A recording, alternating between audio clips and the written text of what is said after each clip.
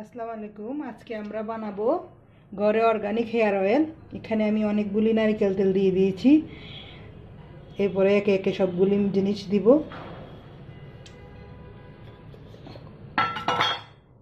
এখানে আছে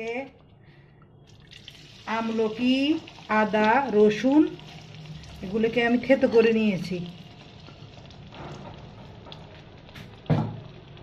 তারপরে দিয়ে দিব কালো জিরা। তারপরে এখানে এই নিম পাতা, পেয়ারা পাতা। তারপরে এখানে দিয়ে দিব অনেকগুলি তেজপাতা। তারপরে এখানে দিব, এটা হচ্ছে ক্যাস্টর অয়েল তৈরি করে, যে ওই যে দানাটা বীজটা দিয়ে করে, ওই বীজটা।